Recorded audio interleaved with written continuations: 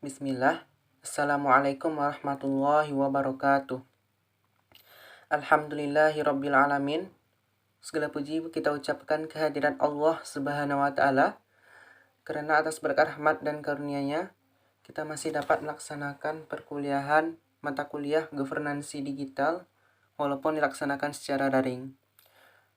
Selawat beriringkan salam tak lupa kita ucapkan buat baginda Nabi besar Muhammad sallallahu alaihi wasallam dengan hantaran kata Allahumma sholli ala Muhammad wa ala ali Muhammad. Baiklah Bapak dan teman-teman, pada kesempatan kali ini saya akan menjelaskan materi pertemuan kelima, yaitu studi kasus dampak digital governance terhadap peningkatan partisipasi masyarakat. Nah, mungkin kita langsung saja masuk pada pembahasan yang pertama sebelum kita menjelaskan lebih dalam mengenai studi kasus dampak digital governance terhadap peningkatan partisipasi masyarakat. Maka kita harus menjelaskan 9 karakteristik good governance menurut UNDP. Nah, jadi UNDP itu telah memberikan 9 karakteristik good governance itu untuk menjelaskan bagaimana tata kelola pemerintahan yang baik harus memenuhi kriteria-kriteria tersebut. Nah, itu yang pertama kita lihat, yang paling atas adalah partisipasi. Jadi partisipasi masyarakat tentunya sangat dibutuhkan itu dalam good governance.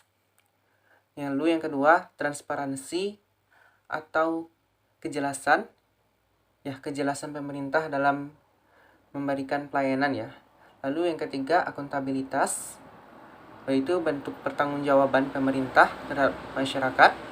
Yang keempat, efektif dan efisien dalam pemberian layanan. Yang kelima, itu kepastian hukum. Yang keenam, responsif atau cepat tanggap. Yang ketujuh, itu konsensus atau adanya kerjasama. Yang kedelapan, itu kesetaraan dan inklusif. Dan yang terakhir, itu visi strategis atau adanya visi yang tepat gitu atau strategis. Lanjut, kita masuk pada pembahasan yang kedua, itu partisipasi masyarakat dalam tata kelola pemerintahan. Nah, salah satu karakteristik good governance menurut UNDP adalah partisipasi, seperti yang sudah kita sampaikan tadi. Jadi partisipasi masyarakat dapat dijadikan satu tolak ukuran tingkat kepedulian masyarakat terhadap pelaksanaan tata kelola pemerintahan. Aspek partisipasi, sebagaimana pendapat Arstein, bahwa tingkat partisipasi suatu kelompok masyarakat dapat diukur apakah tergolong tinggi atau rendah.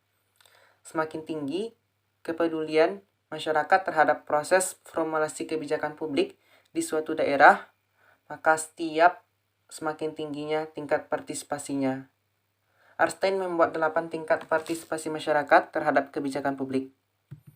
Nah, ini mungkin kita lihat dulu 8 tingkat partisipasi masyarakat menurut Arstein. Yaitu yang paling atas itu ada kendali masyarakat.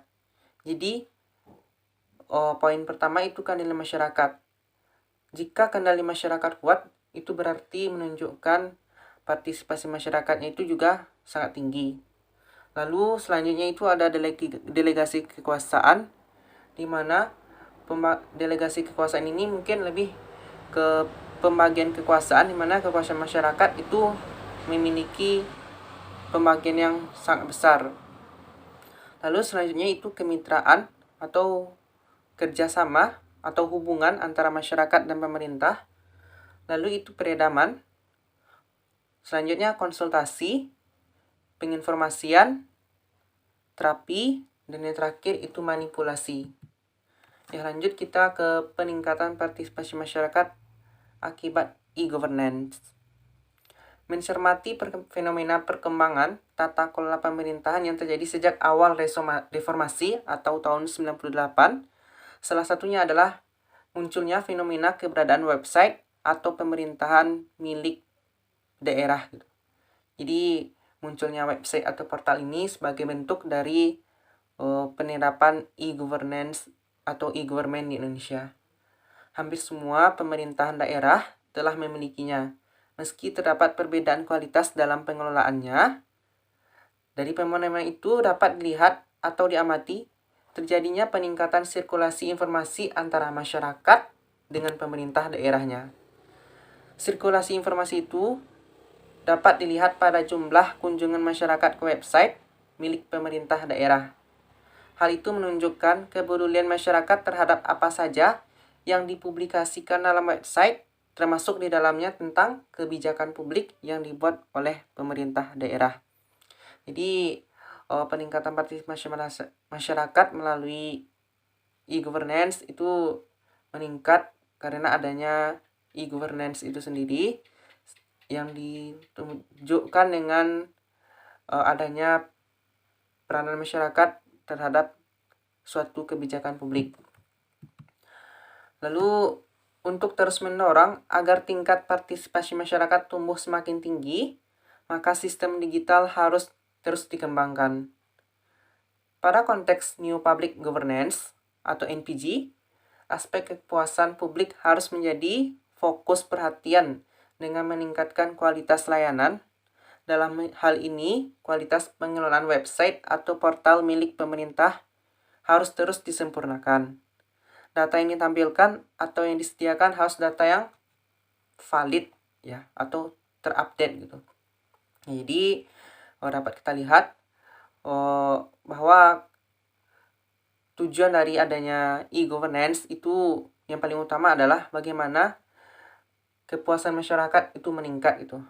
Yang dibuktikan dengan peningkatan kualitas layanan dan pemberian fasilitas dalam berbagai aspirasi kebijakan untuk pembuatan kebijakan publik. Lanjut kita masuk kepada tujuan akhir ya. Tujuan akhir dari e-governance. Ya, Indrajit mengatakan bahwa tujuan akhir dari evolusi e-government adalah meningkatnya partisipasi masyarakat dalam pemerintahan maupun pembangunan. Melalui e-government, publik dapat berpartisipasi dalam yang pertama, memberikan penilaian terhadap kebijakan pemerintah yang akan diberlakukan atau yang diinstitusionalisasi secara bebas dan aktif melalui fasilitas email ataupun mailing list. Lalu yang kedua, mencari data dan informasi yang dibutuhkan untuk proses penunjang aktivitas sehari-hari dari sejumlah website yang dimiliki pemerintah. Dan yang ketiga, mengikuti beragam dialog ataupun public hearing yang dilakukan secara online melalui internet. Lanjut, dalam memperkasai e-partisipasi, selanjutnya perkembangan e-government atau e-governance dalam dunia digital, maka terbentuklah yang namanya e-partisipasi atau partisipasi masyarakat secara elektronik. Dalam memperkasai e-partisipasi itu, ada 3 jenis bentuk e-partisipasi, yaitu yang pertama, enabling, yaitu penyampaian informasi yang mudah dan dipahami oleh masyarakat luas. Lalu yang kedua, engaging, yaitu penyampaian informasi yang bersifat lebih spesifik, misalnya informasi terkait isu politik atau pendidikan. Dan yang ketiga itu empowering, yaitu masyarakat terlibat aktif dalam menyampaikan ide yang kemudian dijadikan sebagai masukan atau pengambilan sebuah kebijakan. Kita masuk pada pembahasan yang terakhir, itu pada kesimpulan. Peningkatan partisipasi masyarakat akibat e-governance atau e-government yang selanjutnya disebut dengan e-partisipasi mengacu pada partisipasi masyarakat dan stakeholder dalam pengambilan keputusan menjadi faktor penting dalam membangun birokrasi yang inovatif. Salah satu faktornya adalah pemerintah perlu diberikan dorongan kepada masyarakat agar berpartisipasi melalui media yang telah disediakan. Misalnya mengakses informasi-informasi melalui website pemerintah dan adanya forum diskusi online serta hal lainnya. Mungkin itu saja penampilan presentasi materi pertemuan 5 oleh saya. Mohon maaf apabila dalam penyampaian saya ada salah kata. Saya akhiri saja. Assalamualaikum warahmatullahi wabarakatuh.